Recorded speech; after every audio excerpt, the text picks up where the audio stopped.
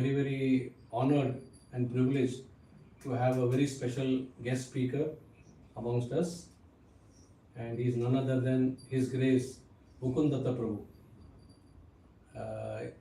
Sripad Mukundatta Prabhu does not need any introduction because he is such a wonderful, stalwart devotee based out of Vrindavan Dham since last 40 years, almost more than 40 years actually. So he is the head pujari of Sri Sri Krishna Balram Temple, ISKCON Vrindavan. And he was born in Switzerland in 1960, and then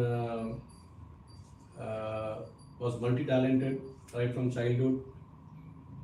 He used to be a ardent soccer player also, apart from being a fan, and he was qualified for the national junior soccer team of Switzerland. But he gave up all that, materialistic aspirations. He had a job also in one of those top Swiss banks where most of the rich people from India hide their money. so he has worked in that bank also, and then something was lacking. He had a very good parental upbringing from his parents, very nice, staunch Christian parents, devotional parents, but something he felt was missing in the lifestyle. So he thought Atma Ki Khoj, that brought him to Bharat, and most importantly in Vrindavan. And then automatically the quest was fulfilled, answered, and one by one all his the attraction towards Krishna increased. And most importantly, from 1987 onwards, he is been holding a very top position. From 89, you can say virtually, or 92 onwards, he is the head pujari of Sri Sri Krishna Balram Temple, 92.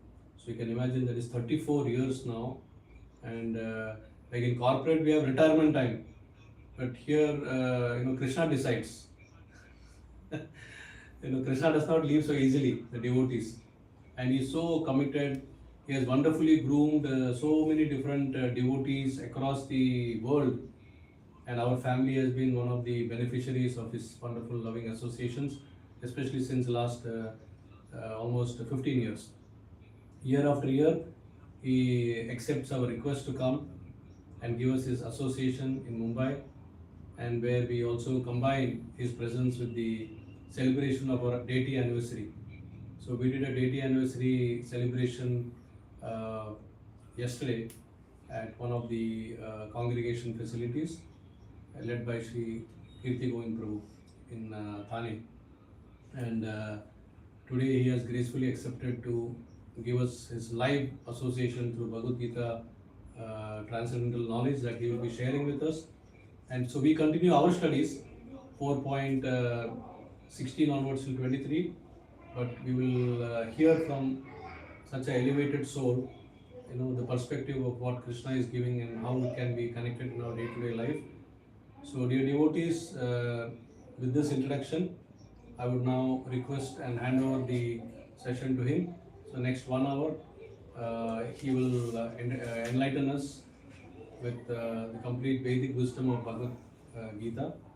And then towards the end, whoever has got any questions, of course the YouTube people may not be able to ask questions, but then Zoom, there are already I can see there are close to around 20 people, and more will join. So whoever wants to ask any question, feel free, and he will lovingly give answers to most of your questions. So with this, I hand over to Srila Mukundatta Prabhu. Over to you, Prabhuji.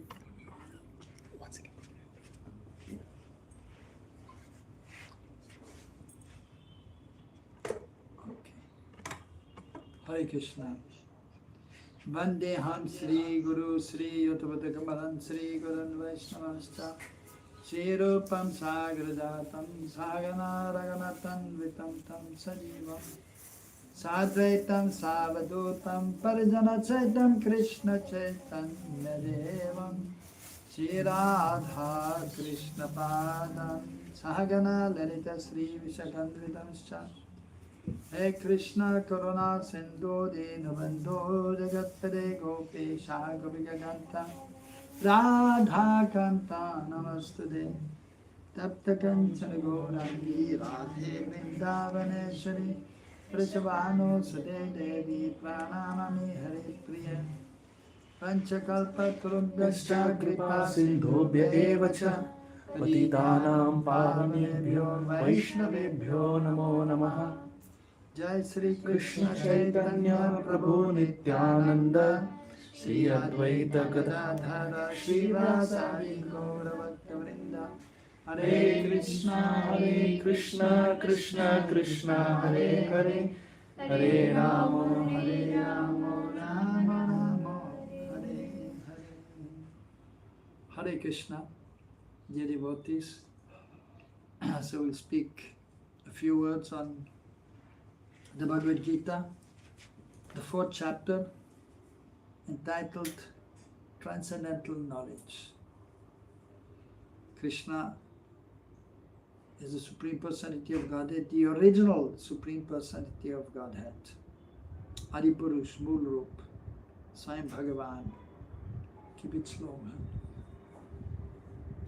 So, as explained in this chapter, by Krishna himself saw to Arjuna that he gave this transcendental knowledge to the sun god, and he gave it to his son, and he gave it to Manu. And Manu explained to his son Ikshvaku. So in this way the disciplic succession has started. Of course, we know that originally he also spoke to Brahma, and also he spoke to Lord Shiva, and his expanded form, Narayan, spoke to Lakshmi Devi. So in this way the transcendental knowledge has come in this material world by the grace of Krishna, with Krishna's expansions. And so we are reading from slok number 16. Kim karma kim akarmeti kavayopyatra mohita tatte karma pavrakshami yajkyatva moksha se subhat.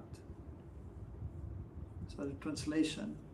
And of course we'll, in brief, we will say a few words also about Krishna Prabhupada's purport, and then we'll give some realizations also. See, when the intelligent are bewildered in determining what is action and what is inaction. Now I shall explain to you what action is, knowing which you shall be liberated from all misfortune.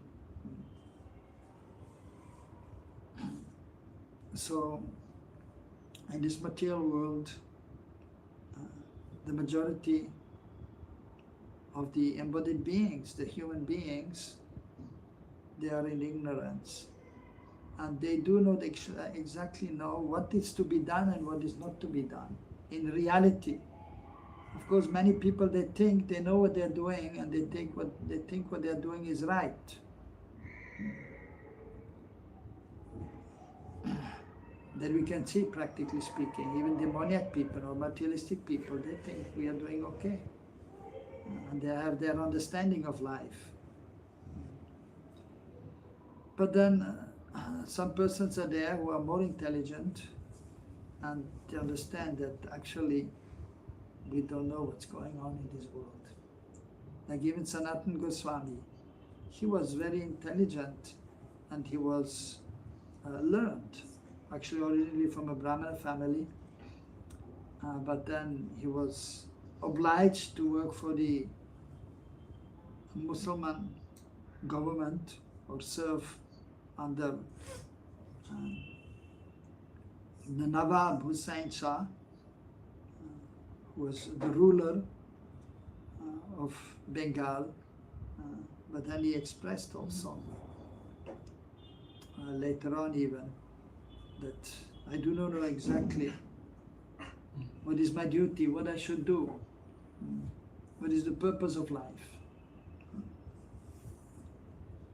So therefore here Krishna is explaining that even the intelligent are sometimes bewildered in determining what is action and what is inaction, what to do and what not to do. So therefore Krishna is explaining that I will speak to you, I will explain to you.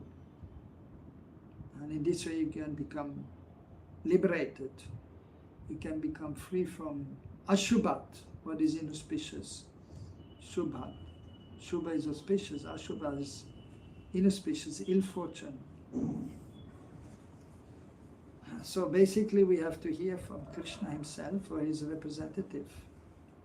So Arjuna is fortunate to hear from Krishna, he is his devotee of course, and ultimately Krishna spoke this knowledge to us through Arjuna. So Prabhupada in the purport is explaining that Krishna consciousness has to be executed according to the previous acharyas, the bona fide devotees. So that has been explained also in the previous verse, and so Prabhupada is mentioning that. So one has to approach a personality, a devotee, a representative of the Lord who is in the disciplic succession. And as explained just before, there are 4 disciplic successions, bona fide. And the Brahma Madhva Gaudiya Vaishnava Sampradaya, to which we belong, and this is how we can say, of course, we respect all the acharyas, we respect all the sampradayas, but we are most fortunate to be in the Brahma Madhva Gaudiya Vaishnava Sampradaya, because that is the first sampradaya. Krishna spoke to Lord Brahma, and later on other sampradayas came. And so Brahma, so he gave this knowledge to, of course, many personalities also. And also Sri Chaitanya Mahaprabhu is not different from Radha and Krishna. Is also addressed as by Swayam Bhagavan. He similarly chose to appear in this sampradaya and give actually the highest knowledge and the highest understanding of the relationship of Sri Radha and Krishna in Braj, in Parakya Bhav. And not even Krishna himself gave this knowledge to Lord Brahma about the wonderful loving exchange of Krishna with his eternal associates that Sri Chaitanya Mahaprabhu he has given, and then his associates, his followers have given that in their literatures, being requested by Krishna to do so, and it is available to us for our benefit, for our progressive march in spiritual life, in Krishna consciousness. So Krishna also in the same chapter is explaining to Arjuna that we should approach a spiritual master. Tadvidi paripatena pariprashna sevaya upatikshati te jnanam jnaninas tattva darshinaha. And in this purport, Srila Prabhupada is also mentioning one important verse from the Srimad Bhagavatam. Dharmam tu sakshat bhagavat pranitam. So Dharma is established by the Lord himself, or then by his representatives. And so Srila Prabhupada has explained, so that one cannot ascertain the ways of a religion simply by imperfect experimental knowledge. So 2 paths are there. the ascending and the descending. So by the ascending path, we cannot understand the absolute truth. By our own endeavor, trying to understand the absolute truth with our limited perception, that is explained in the scriptures also.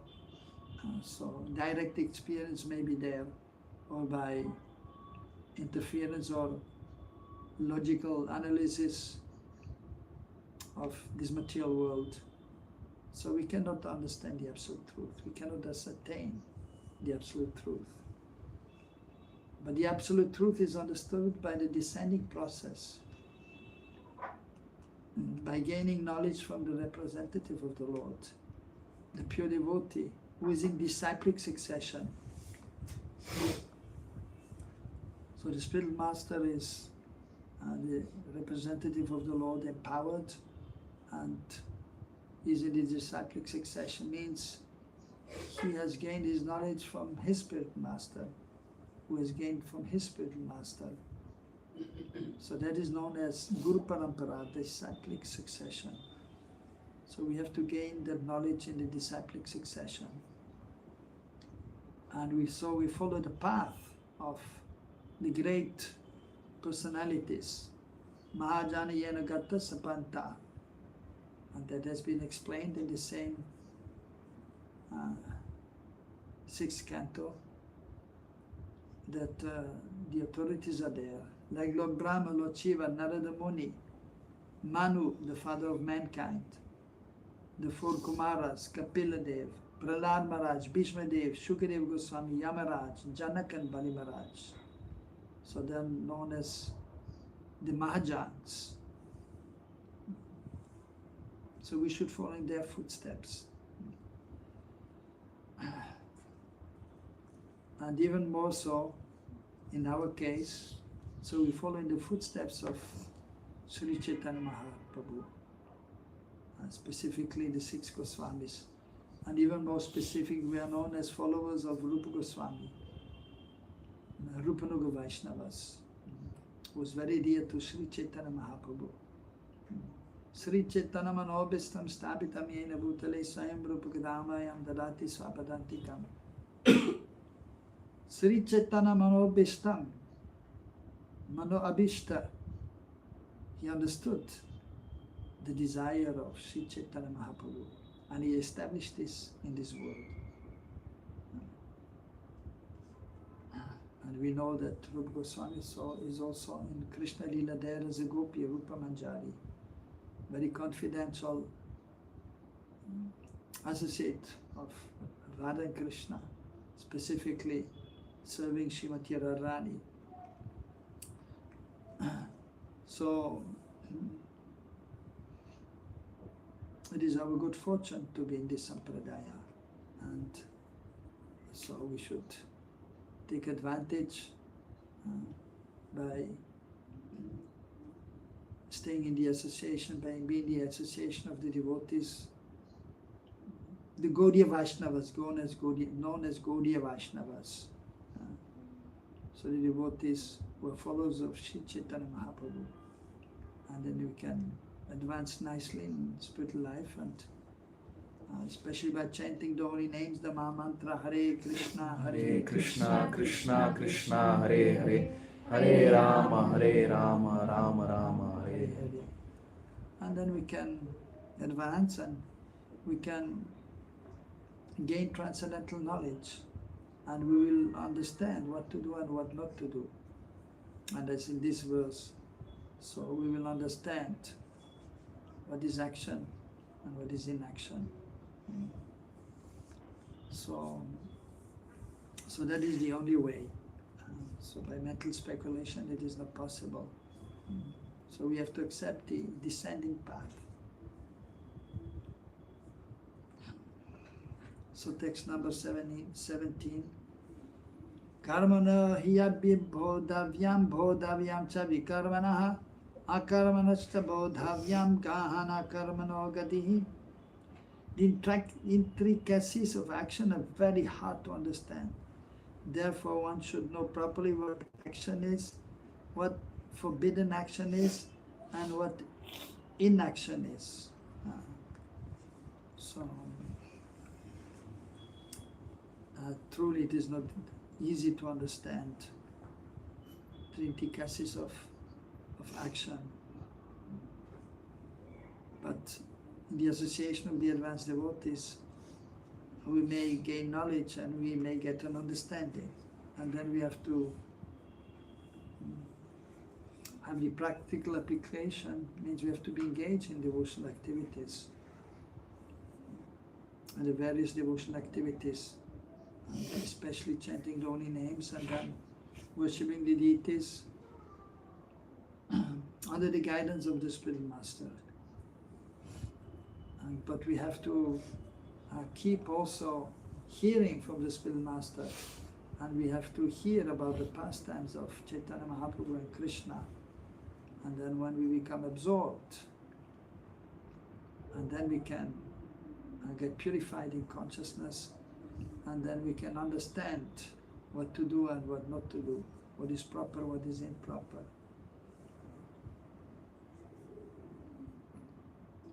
So, Prabhupada has explained in this purport that if one is serious about liberation, then one has to understand between action, inaction, and authorized action. So, as mentioned in this verse here also, akarma, vikarma, and karma. So, vikarma means forbidden work, akarma means inaction, and karma means action or work. So that is important. So that is explained in the scriptures, and the devotees of the Lord, the Spirit Master, the representative of the Lord, he will tell us exactly what we should do and what we should not do. Actually, in the scriptures, the various scriptures are there, and so some instructions are there in the scriptures. And even if you see the Vedic literatures are there, and there in the Vedic literature, sometimes you may see that activities are mentioned which may be performed, like for example, Karma Kanda section, Karma Kanda, what to do. And that is basically for those who want to live happy in this world, so they have some desire for such qualification. Then they will perform these activities, Karma Kanda, and they may live peacefully in this world to some extent. And so that is according to scriptures, so that is recommended. But even more would be to keep Krishna in the center, at least to some extent. And then it becomes karma yoga. And yoga means to connect with the Lord. And it is important to have the proper understanding that we are not this body, we are spirit, soul, and that we have a relationship with the Supreme Lord, and we have to try to be engaged in that relationship with the Supreme Lord by practical service with the body, and then ultimately also with the consciousness. A conscious effort has to be there, with proper understanding that we have to serve the Supreme Lord. So, but others, they may not have the full understanding of the absolute truth, and they may, for example, also worship the demigods in order to fulfill their material desires, and that is also mentioned in the scriptures and in the Vedic literatures. So that is permissible. That is of course recommended for the persons who have the eligibility to perform that adhikar, and who may not be able to understand more about the absolute truth and be more engaged in devotional service. So therefore Krishna says to Arjuna that you should not discourage those who are engaged in this kind of activities, but we encourage them to be properly situated, and then later on we may encourage them to be more engaged in devotional service. So that is karma, which is according to the Vedic literatures and which has to be followed by the embodied being in a human form of life. If one is not abiding by the scriptures under the guidance of the spirit master or the devotees, then there's every chance that one will do something wrong. And that is known as vikarma. And that is forbidden work. Of course, different kinds of activities may be there. Some activities should not be performed. But then there are different degrees of forbidden activities. Some may be actually not very serious, whereas some others are very serious. And these are known as sinful activities, pap, like eating meat that is sinful, and that should be, of course, avoided. That should never be taken. Although even sometimes you may see in the Vedic literatures even, or even in Ayurveda, that sometimes it is even permitted to take under certain circumstances. But it is for those who are actually too much attached to this sinful activity of eating meat. So that gradually they may be able to give it up. But actually it is, although it is mentioned in Vedic literatures, but it is actually not to be done.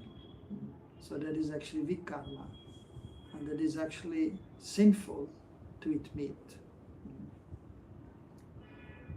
So, whereas some other activities, they should also not be done, but then they may not be so sinful. So we have to try to understand what has to be done and what should not be done.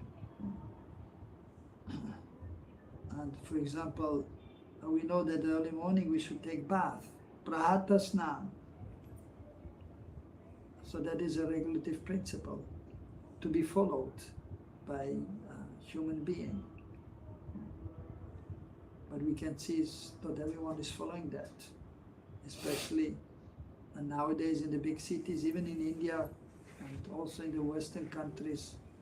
Many people, they do not take bath in the morning. And then also, for example, it is mentioned that we should take sanctified foodstuffs. But the ignorant person, they will not do that. And even for that it is mentioned that, of course, there's a reaction for that. If one is eating foodstuffs by persons who are contaminated, then one will share in that also. One will have this consciousness. And especially if one is eating on Ekadashi Titi, which is 2 times in a month, it is mentioned that sin personified is residing in the grain. So if one is eating grains, not offered to the Lord, then one is eating sin.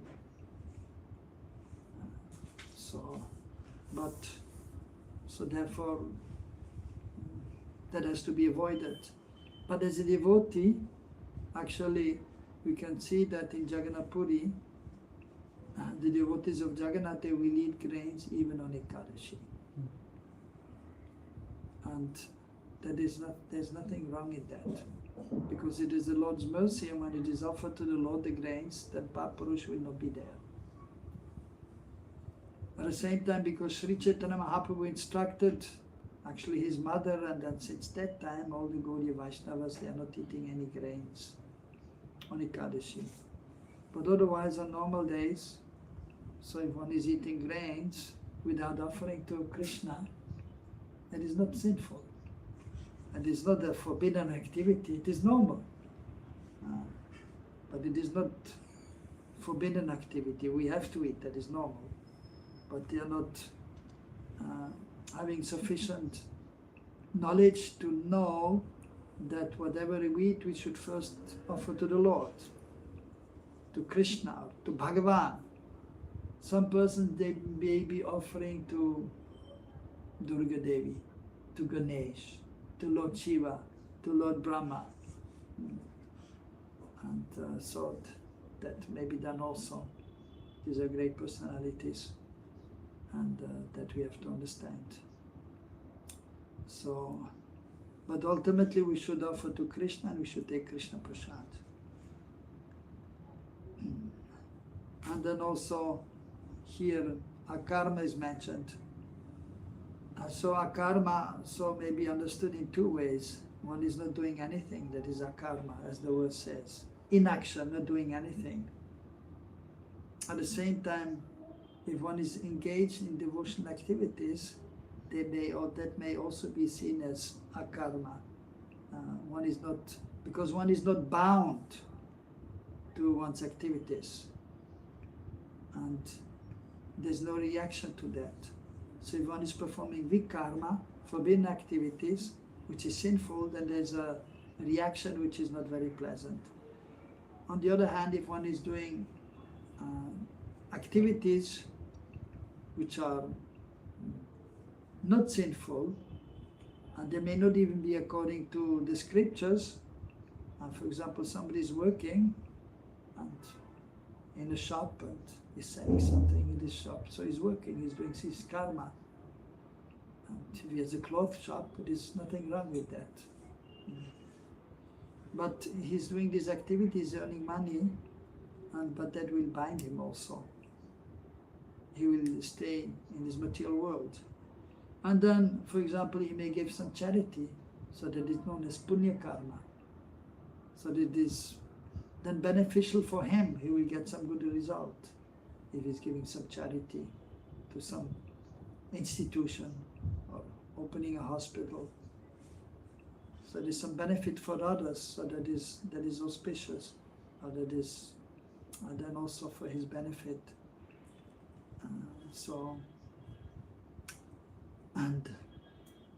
But if one is engaged in devotional service, so in this way there's a kind of akarma is there, because one is not in this material world. If one is engaged in devotional service, that is transcendental activity. There's no reaction to this work. To devotional service, there's no material reaction, but there is transcendental benefit there, and there's a loving exchange with Krishna. So from the point of view of this material world, that may be seen as akarma. And then some people, they are not doing anything. So they may be then lazy people. So that, of course, that is not good at all, because we are in this material world, and so one has to act. One is actually required to act. And otherwise one cannot even maintain the body. So in that sense, that akarma is not recommended, not to do anything. That is obvious. Whereas devotional activities, that is recommended. So that is action and inaction.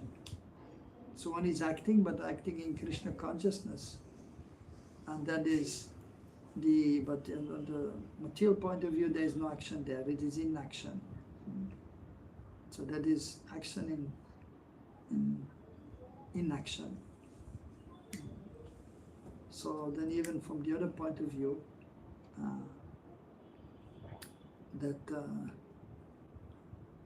so there is action in inaction, and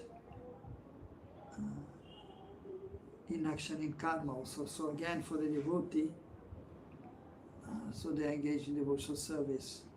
So that is to be ultimately performed.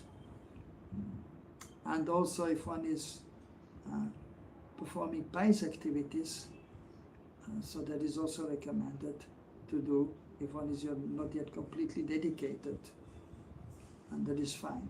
So but basically we should be under the direction of a devotee of the Lord, and then one is properly situated, and then one will understand what to do and what not to do.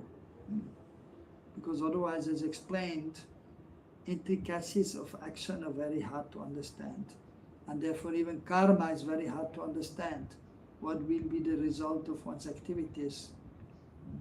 Even sometimes as a devotee, so we have to be careful, especially as householders, and we have to try to understand what is proper and what is not proper, what to do and what should not be done. And it's not always easy to understand. So therefore, we should be under the guidance of an experienced devotee as much as possible. So, of course, it is not always possible to be always under the guidance of a devotee, an advanced devotee, but we should have sufficient guidance. And nowadays, through WhatsApp, we can be connected. So that is a benefit. But still, at the same time, the Spirit Master may be busy and he cannot always answer all the disciples' questions. We have 60,000 devotees, so there's a challenge. So, and then he may be busy even if he doesn't have 60,000, so we may not always be able to have so much opportunity. But then we have to pray to the Lord, and then we have to read the scriptures. But we should try as much as possible be under guidance, and as much as possible we should have association of those who are more advanced. So that will be more helpful. Otherwise, then sometimes difficulties may come, also for devotees. So what to speak of materialistic persons. And even though they may be materially speaking intelligent, but then they don't know exactly what to do and what not to do. So text number 18, karmanya karmaya pashet akarmani cha karmaya sabariman manusheshu sayukta krishna karma krit. So one who sees inaction, and action is in inaction is intelligent among men. And he is in the transcendental position, although engaged in all sorts of activities. So that is, of course, already discussed. So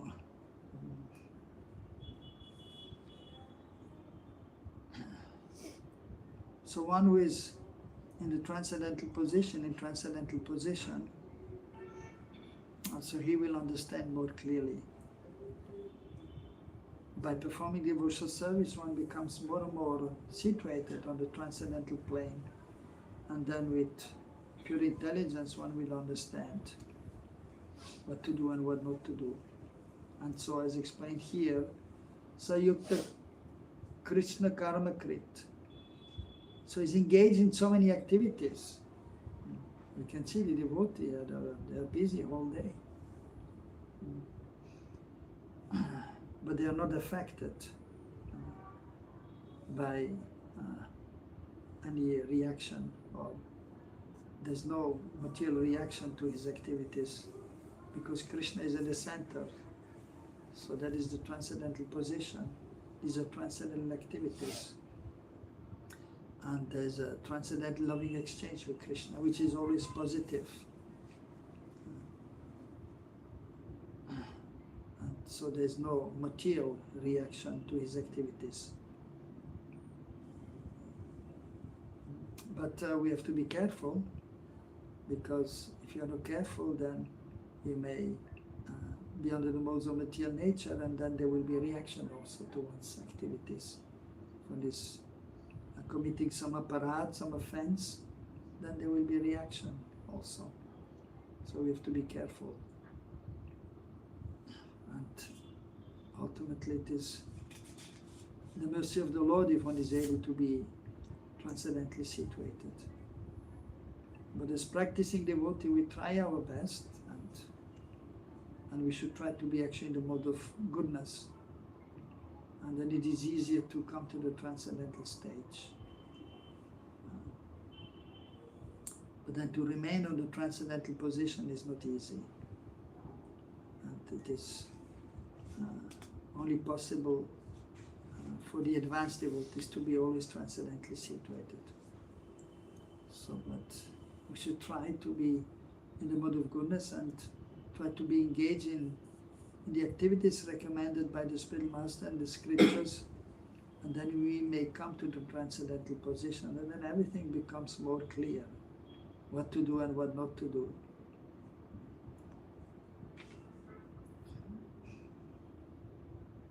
So till 23, huh? Yes. So text 19, Yasya sarve samaramba kama sankalpa varjitaha jnana agni dagda karmanam tamahu panditam buddha. One is understood to be in full knowledge whose every endeavor is devoid of desire for sense gratification. He said by sages to be a worker for whom the reactions of work have been burned up by the fire of perfect knowledge.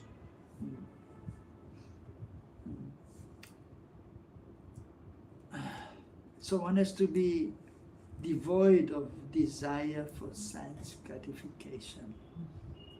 Then is in full knowledge, then is transcendently situated. So, but that is not easy. And that we can see as devotees also.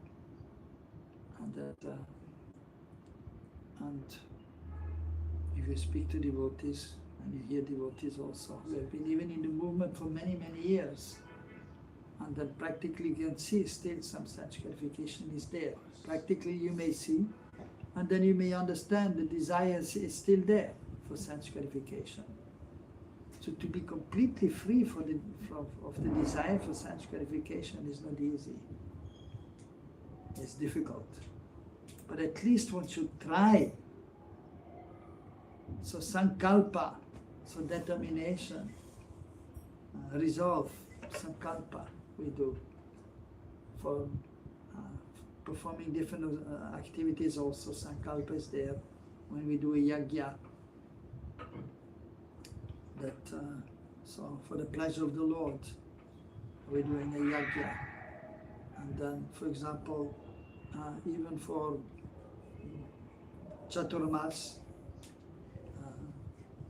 we take sankalpa that for 4 months we will not take any spinach, any dahi, any milk, and urad dal, and so on, or some other vrat may be there.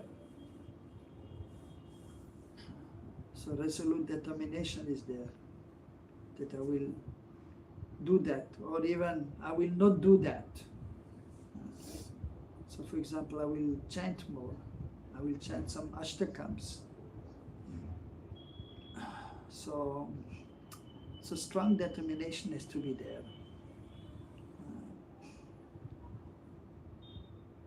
Samaramba, so attempt has to be there to give up. So to give up sense gratification, but even to give up the desire for sense gratification. So to give up sense gratification, that is one thing, and that is even much easier than to give up the desire for sense gratification. Like, you see a rasgulla there, wow, rasgulla, it would be nice to eat that.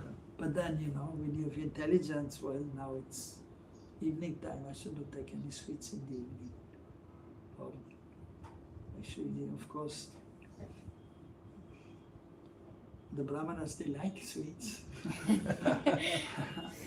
But the Brahmanas are controlled also. And Prabhupada has mentioned in one place that the Brahmana is only eating once a day.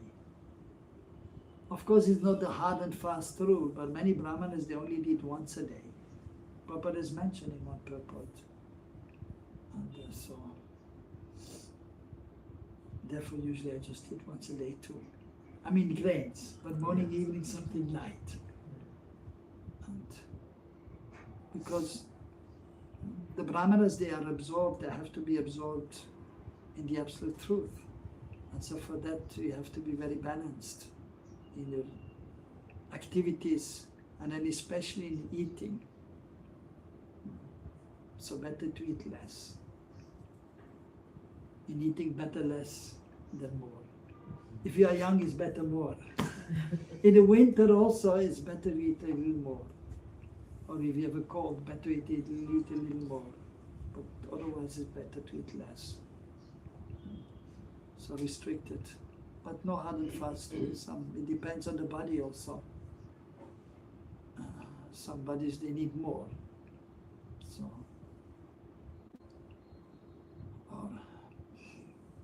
but basically Brahmana will eat once a day, and so then, but the desire may still be there. So Rasgula is there. It would be nice to have the Rasgula, but okay, now it's evening time. Okay, next day hopefully we'll get the Rasgula. So desire is still there to eat Rasgula. And then maybe for the month of Kartik, okay, no sweet for 1 month. Did anyone ever do? Yes? I do every Chaturmas, I don't take any sweet. Except I eat some gur, because that is required for my body, also something little sweet.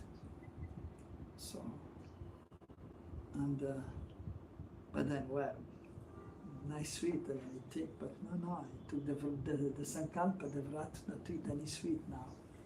And it's good to perform some austerity, some tapasya. And okay, then we don't take the sweet, but still the desire is there. And then Chaturmas is over. Rasgula. And eat the Rasgula. And it's okay. So we should be balanced also. But the thing is that Chaturmas is important because otherwise, because the desire for sensual gratification is so strong that sometimes actually, even then we are engaged in sensual gratification, even in the name of devotional service, and then of taking prasadam, it becomes sense enjoyment. But it is prasad seva. It is accepting prasadam to maintain the body and soul together. But not easy. Usually we eat and that such qualification is there, but this is okay. But then to give up the desire for such gratification, so that is not easy. So, to be completely detached and just eating to maintain the body.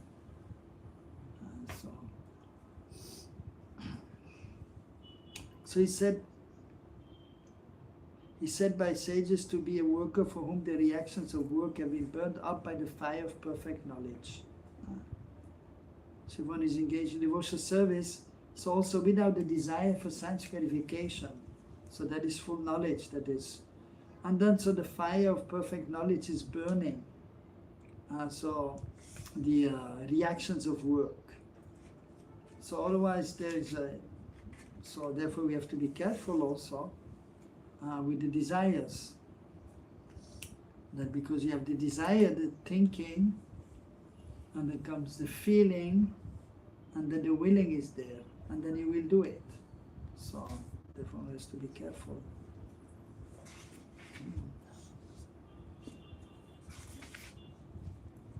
So but at least we try to give up desire for sense gratification, and we try to give up sense gratification as much as possible. But it is a gradual process, and some sense gratification so can be allowed, but with Krishna in the center.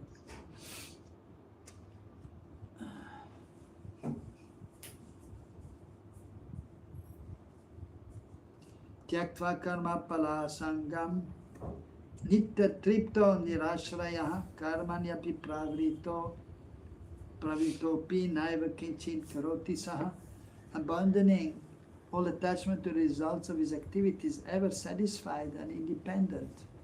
He performs no fruitive action, although engaged in all kinds of undertaking. So he's very busy, a devotee, but he's not performing any fruitive action. So that is devotional service. So that is action in inaction.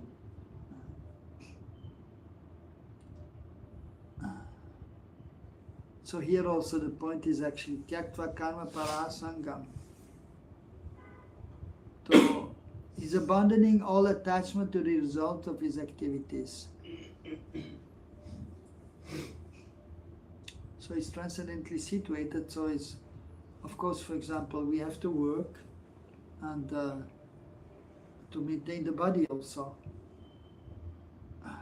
Of course, the brahmanas, they are doing seva, and then they will get some remuneration. Others, they may have to work, and then they will get some money, some result.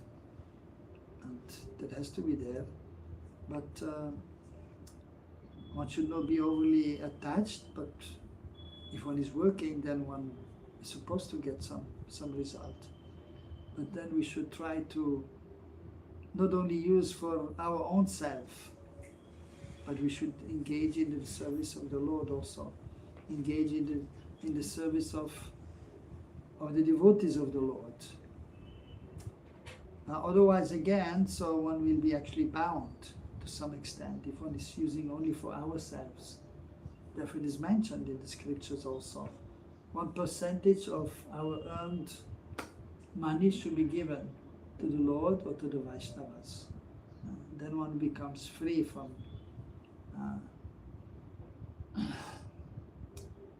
a reaction to one's activity. That is important to know. So that is recommended in the scriptures.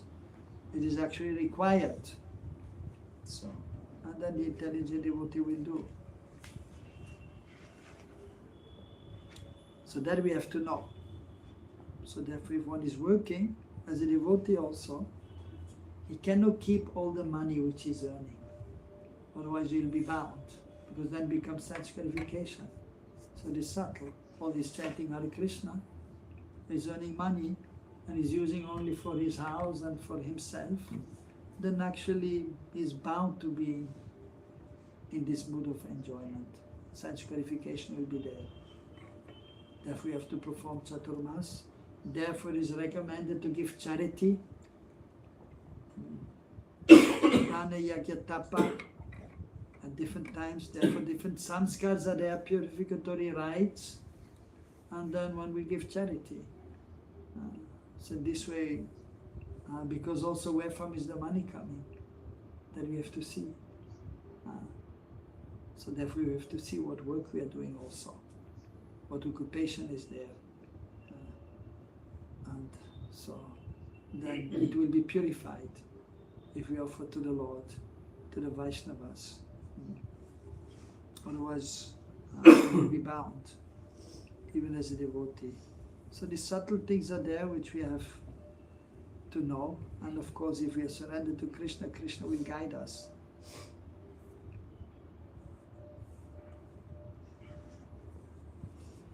So 21. Nirashiryata chitatma tyaktva sarva parigraha sariram kevalam karma kurvan apnoti kilbisham. Such a man of understanding acts with mind and intelligence perfectly controlled, gives up all sense of proprietorship over his possessions, and acts only for the bare necessities of life. Thus working is not affected by sinful reactions. So gives up the sense of proprietorship over his possession. Like, okay, this is my house. These are my belongings. This is my wife. Of course. So at the same time, we have to also understand that if we have a house, that it is in our name, right? But then as a devotee, we have the Lord in the house. And in our consciousness, we know everything belongs to Krishna. And therefore the devotees, especially in Braj, you go to anybody's house. Oh, you have a nice house. Oh, it's not my house, it's Krishna's house. So, but still it is there in our name, for practical reason. And so, but we should not be attached. So that is the point here. Give up all sense of proprietorship. So if one is married, you have to say, this is my wife. Right? Cannot work together and, well, she's not my wife. Nothing belongs to me. And the When somebody's coming, oh really? Okay, no. But so you have to say also, it's my wife. But you should not be overly attached. But some attachment has to be there, and to the children also, but not too much. And you should be more attached to Krishna than the wife. That we have to remember. But some attachment has to be there, but you should be more attached to Krishna than the wife. For the wife, so she has to be attached to Krishna, but also to the husband. And so that is more natural. But even there, the wife should be more attached to Krishna than the husband also. but it is there, of course. But then some attachment has to be there, mutual respect has to be there, and some attachment has to be there. Otherwise, how will be the relationship? If you're detached from the wife. So some attachment is all right, but it should not be too much. And Krishna has to be in the center. Then it is proper. Same with the house. So you have to take care of the house. If you're detached, you don't take care. But you have to take care of the house. So you have to be practical. And so therefore Prabhupada also said that acts only for the bare necessities of life. So we should work, but there's no need to work too hard and to make too much money. Prabhupada has mentioned that also. Of course, if you have a job, you have to work 8 hours, but you don't have to work more. So sometimes in India, then they push the people, but then better you should better to have a job. Maybe you can have half-time job. So you get enough money to maintain the family. So and so the simple living, high thinking is there.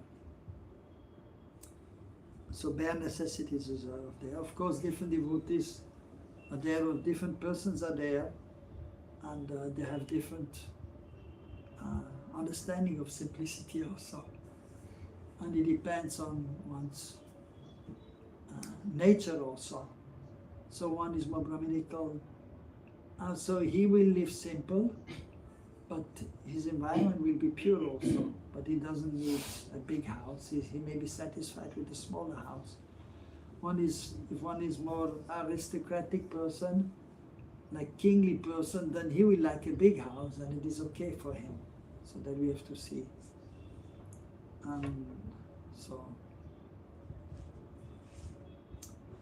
But the basic principle is simple living and high thinking. So in other words, yes, you have a nice house, but no need, especially if you're in Vrindavan, no need to have a big palace in Vrindavan.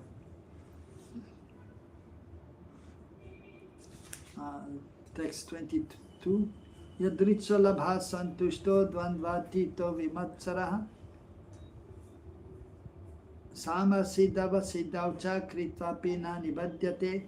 He who is satisfied with gain which comes of its own accord, who is free from duality and does not envy, who is steady in both success and failure, is never entangled out of performing actions.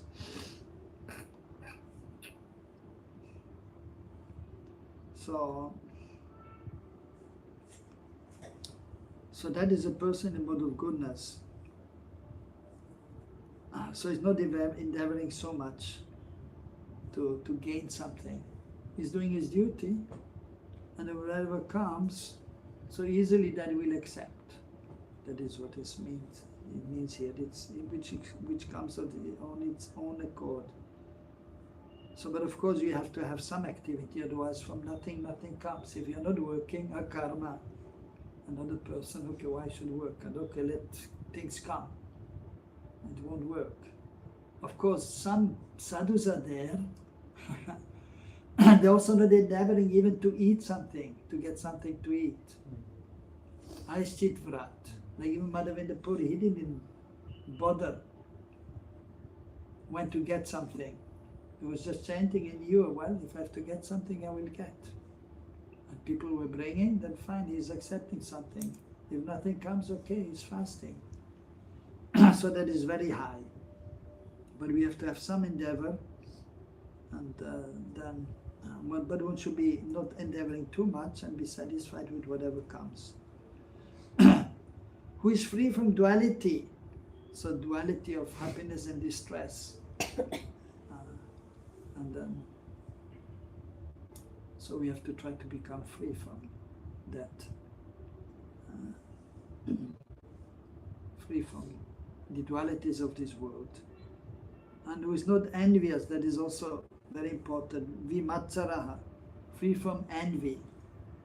One should not be envious of others.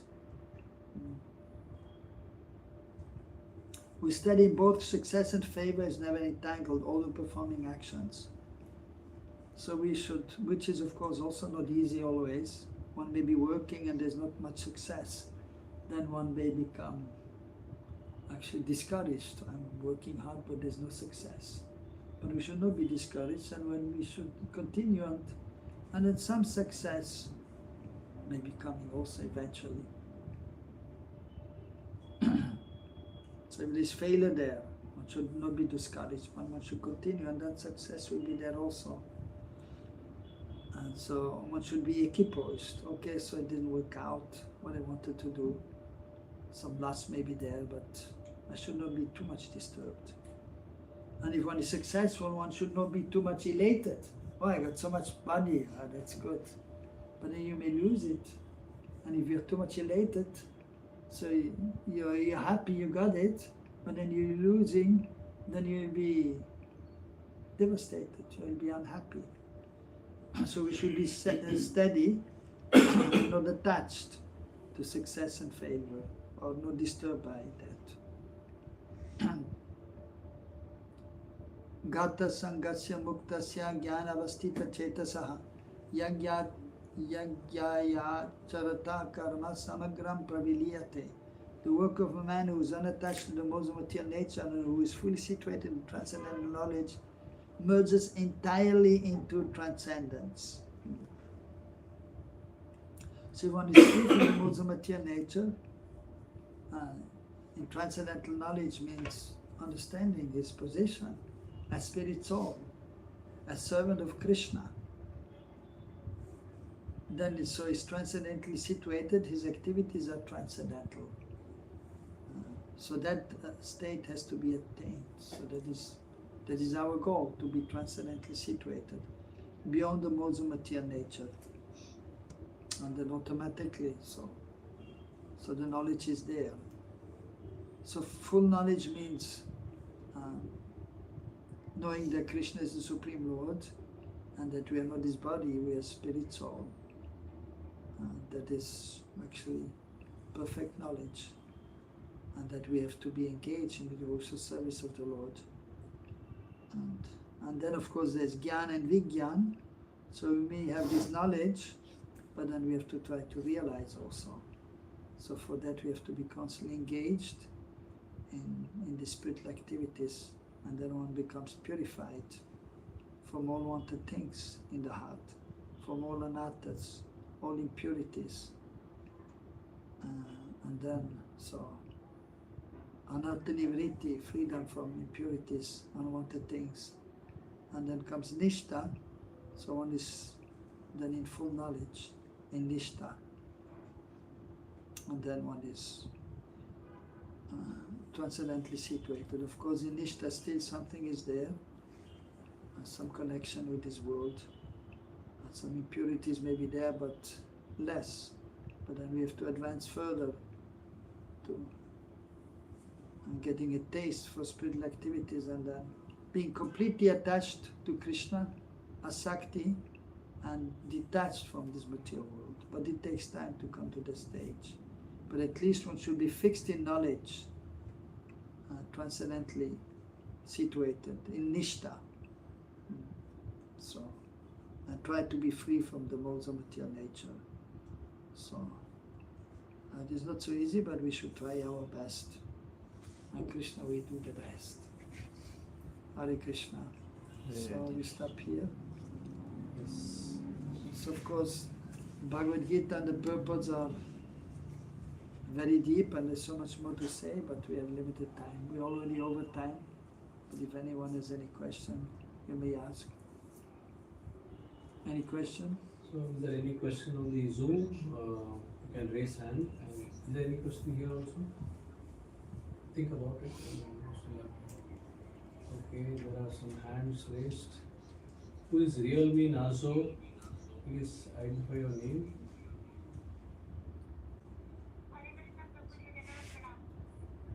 One second.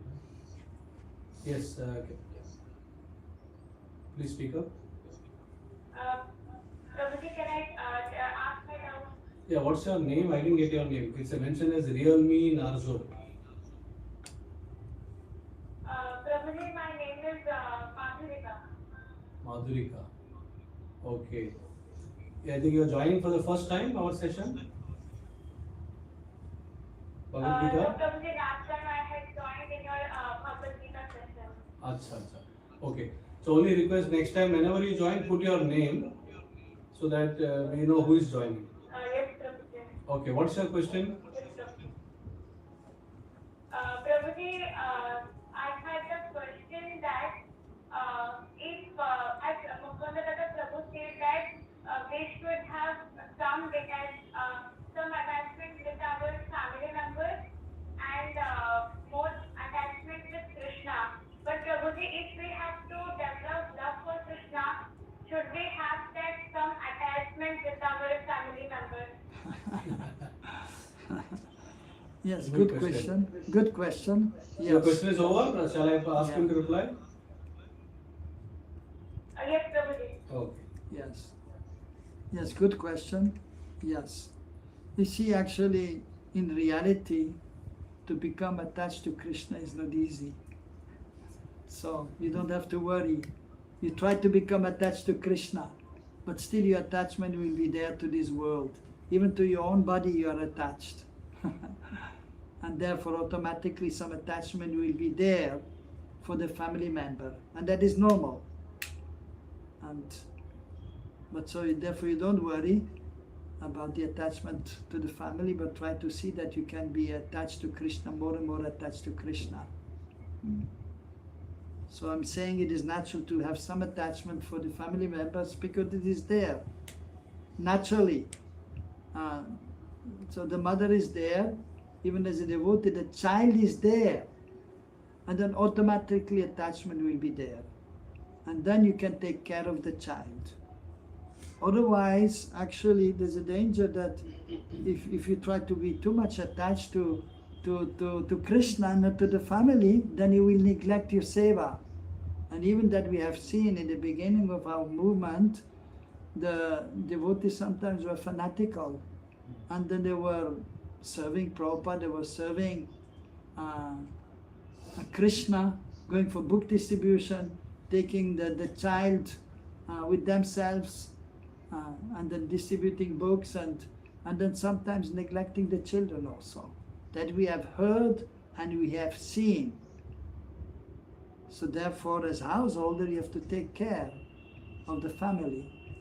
That is required. And you have to take care of the wife. The wife has to take care of the husband. If you are attached to Krishna, then, well, okay, I just serve Krishna, why I should serve my husband? No, you have to serve your husband. And you have to have love for Krishna, and if you have true love for Krishna, you have love for everyone. So it is actually a very fine line. So in this way, when you're in the family, so a little attachment may be there. That is natural, and there's no harm in that. But you should be more attached to Krishna. Otherwise, if you're too detached, then what the exchange will be there with the family. So that is there.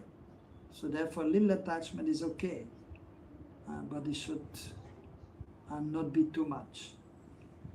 But you have to be attached to Krishna. But anyhow, so the point is you don't worry too much, but try to develop your attachment for Krishna. That is fine.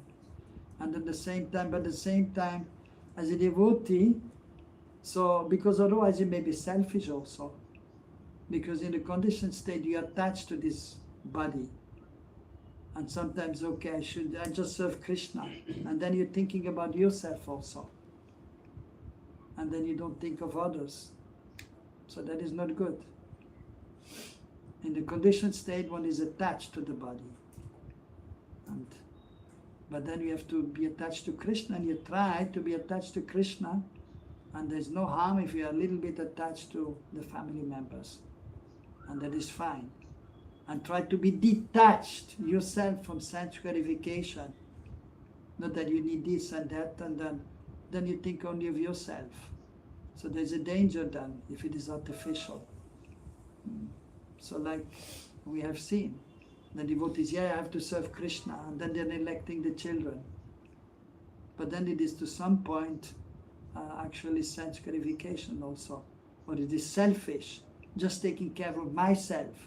Aham mameti, I and mine. Even the devotee we see sometimes, I and mine, and then you cannot care for others.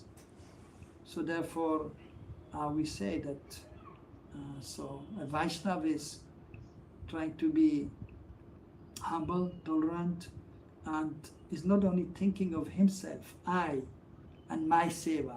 No, others are there too. And we should try to help others. Sarva bhute hiterataha. Rather than just think about ourselves, I and my seva, I, my deity. Of course, again there we have to have attachment for Krishna, for our deities, but at the same time we should not neglect the family members, we should not neglect other devotees also.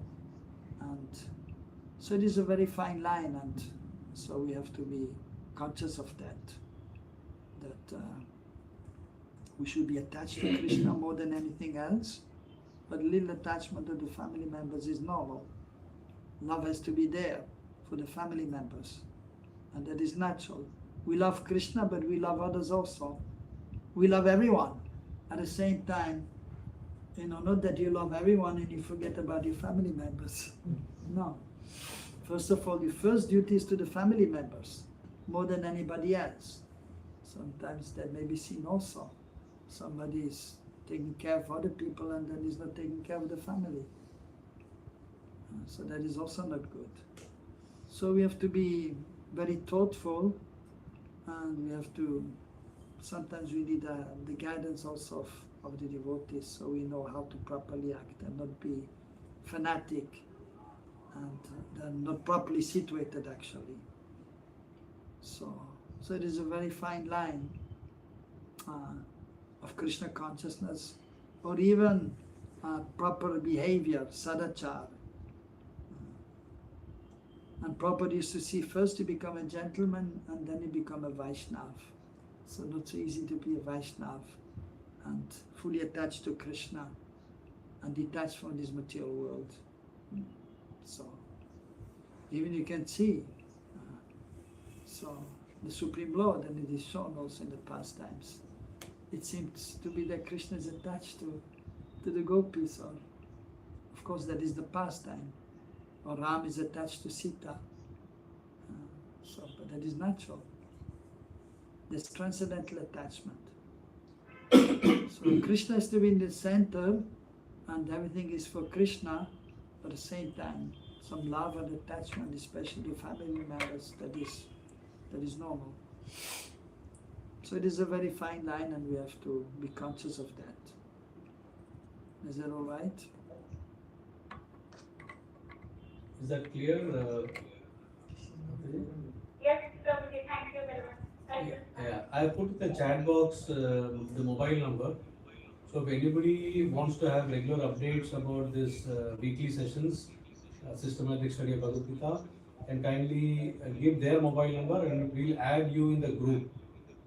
And you can also invite your like-minded friends so that we can add in the group.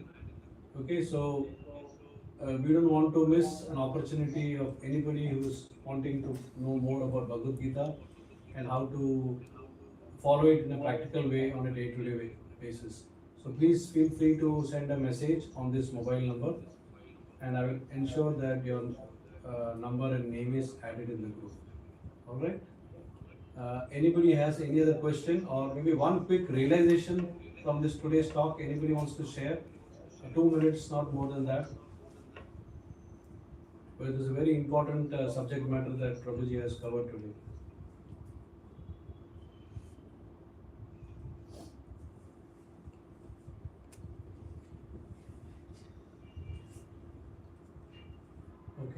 Looks like there is no hand raised, so we will let it go. And so if there are no further any questions from your side, okay, there is a question here in.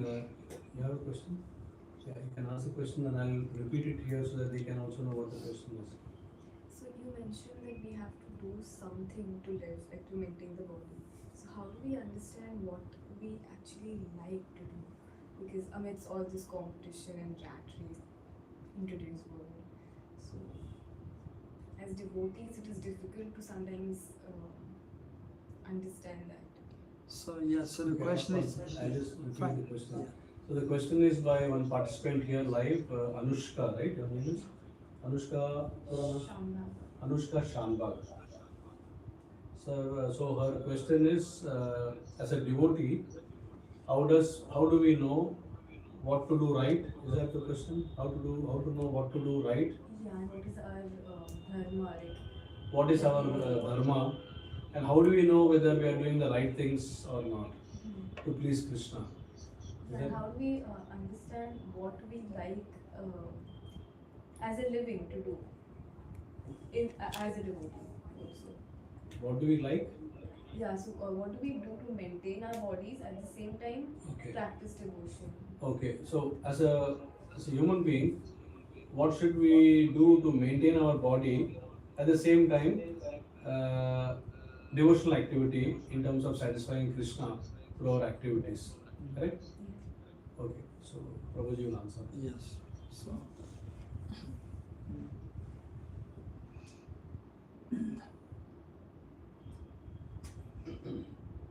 so we should be under the guidance of the devotees. Of course, if the parents are devotees, then they are there to guide.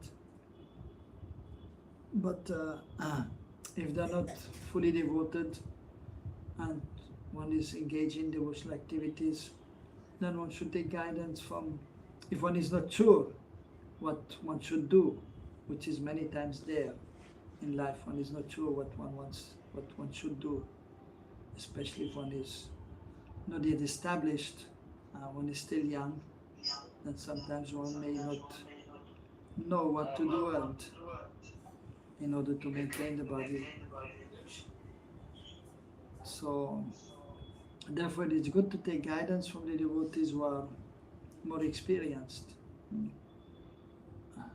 And so what is the duty of, and of course one ashram is there and we have to be in one vana and one ashram, and so that the spiritual master, he can help also the experienced devotee to determine what is best for us. Even actually we can see that, so the spiritual master will help and usually we'll understand. At the same time, even we may see according to Jyotish Shastra, according to astrology also, it will already be mentioned, then it will be seen in astrology that according to one's psychophysical nature, what will be beneficial for us, and also according to our previous activities, what is in store for us, so we may know. Therefore sometimes devotees go to astrologers to find out what is beneficial for me, for my living. At the same time, if you are surrendered to Krishna, then Krishna will make arrangement so you can do something which you like and which will give you some income so you can maintain yourself. So but basically, usually we have, so the Varnashram is there, and then so one should be in one ashram and one should be in one varna. And for the ladies, usually it is recommended they should get married. And then the husband actually, he should work hard and maintain the family. But of course he doesn't have to work so hard, he has to work this much, in as much as he can maintain the family, as explained here also. The most important is to perform spiritual activities, to be engaged in devotional service. That is most important. And but yes, at the same time we have to maintain our body, so some activity has to be there, and it is more the duty of the man to do that. The ladies, they're supposed to be under the care first of the father, and then the husband, and then when she's in old age, then the son should take care of a woman. That is according to the scriptures. But nowadays, due to the circumstances, it is expected practically all over the world that the women should work also, and they should earn money. But it is not according to the Shastra. So but the women, they should usually take care of family. So the women should know how to cook. You know how to cook? We can make rice, dal, sabji, chapati. We can make sweet rice. We can make samosas. No? Okay, should learn how to make samosas. So the woman should be expert in cooking, and she should be able to take care of household duties. And if they have deities, she should know how to the sewing, and then even if the kurta is broken or the button of the kurta is broken, she has to fix it for the husband. So these things the woman should learn. That is the duty of a woman, to know how to cook, and then cook for the deities, cook for the family. But nowadays in this age, the girls have to go to school like the boys, and then they have to be educated, and they may have to work till they get married. But then even sometimes, so they expect the women to work also, but they should not work too much. It is actually not required, it is not recommended. But then you have to be practical, and so fine, then education is there, and then maybe, because ultimately there's a father's duty to take care of the daughter also, but then sometimes due to circumstances, maybe there's a need of money, and then the woman will work also to some extent. But this should not be too much, but a half-time job, but we have to see temporary circumstances. And then if one is not exactly sure what to do, then one may ask the experienced Vaishnava, and he may help. But usually we have some liking, and it's better to do something which you like than do something which you don't like. That is obvious. And we should not be pushed to do something which we don't like. We should do what we like. That is just natural. And then you'll be happy, otherwise you'll not be happy. And then what is the use? So it is a practical thing, and so we may help if there's a need. So is that okay? Okay, fine. Any other question? So, alright, Dushka. Okay, there is one hand raised by our student here, Srinidhi. Yes, please go ahead, Srinidhi.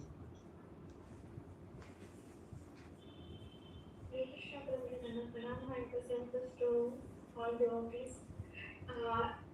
There is a 3 points reflection, Prabhuji. Can we share? Yes, so she also shared the reflection of today's class. Fine, sure. So, first point, actually today's class was Just really one second. practical. Just one second. Now, will that be captured in the YouTube? Because I don't know. Should we keep it somewhere? I think the audio It will won't be be heard. captured, I think. That's being recorded, right? It will be recorded. Yeah, we'll be okay. Okay, go ahead. Yes. Prabhuji talked about karma, those activities which are pious activities, and we karma, they are not recommended in Shastras, and they are simple, and akarma, and it has two meanings, like not working and being lazy, and another thing is by performing devotional service, there is no reaction comes back, so that is another meaning.